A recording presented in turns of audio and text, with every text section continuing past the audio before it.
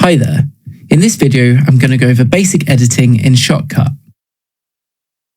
Now, in this video, I wouldn't necessarily need to do this, but you can also copy and paste your clips.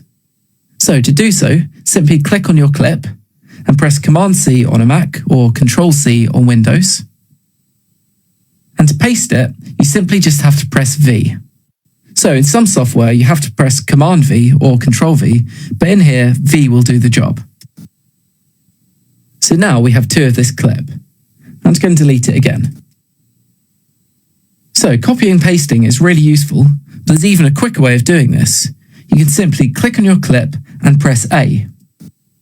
And that will just duplicate the clip that was selected.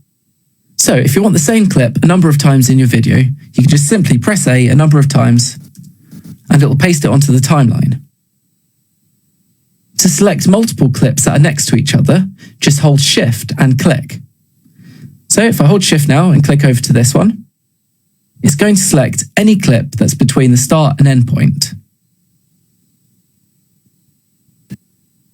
To deselect your clips, just press Escape.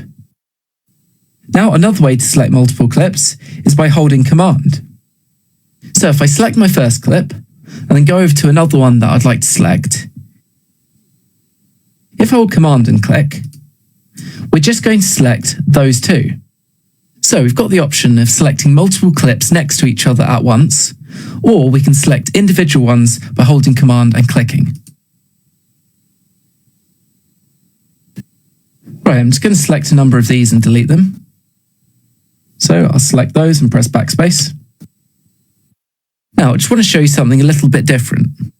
So if you had another video clip in your playlist, so for example, this one here, Camera 2, if I drag this straight into the project, you can see here it says overwrite. So if I was to drop this in now, it's going to delete any clips that were in the way. I'll just press undo. Another way of importing is using this feature here, ripple trim and drop. So if I select this, go back to my source window and then try and drag my video in, you can see there it says insert. So now I've dropped that in, instead of deleting the clips that were already there, if I zoom out a bit, you can see it's just moved them to the end. So if I was happy with my edits that were already there and didn't want to delete them, I can simply engage ripple trim and drop and it'll no longer delete these clips. Something else I'll mention quickly. If I was editing my video and I had a gap in it,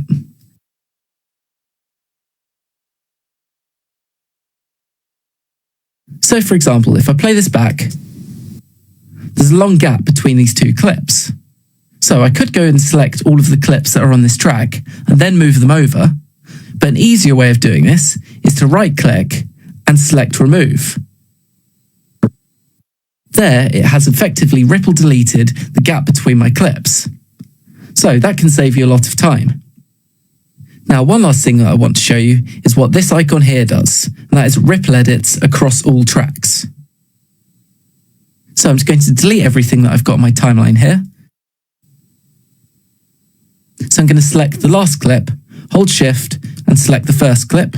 Then I'm going to delete all these clips. I'm just going to add a few more tracks. So I'm going to go to this icon here and select Add Video Track. Then I'm going to add 2 audio tracks. You can also use the shortcuts Command-U or Control-U on Windows and Command or Control-I. So now here we've got our 2 video tracks. And if I scroll down, we've got our 2 audio tracks. So if I select all of these files by holding Shift, then drag them in,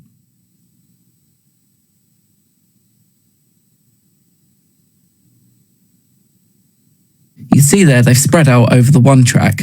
So I'm going to drag and drop these onto the appropriate tracks.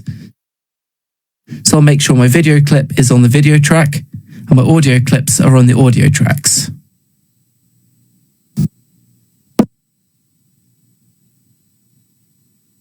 These clips aren't synced up at the moment, but I just want to show you ripple edit across all tracks. Just going to make my timeline a little bit bigger so you can see more of the tracks. Now on my top track, if I make a cut here, and make a cut over here, if I was to press X to ripple delete this bit, you'll notice only this clip has moved over. However, if I press undo and enable ripple edits across all tracks, now if I press X to ripple delete this clip, you'll see there it's actually made the edit across all of the tracks.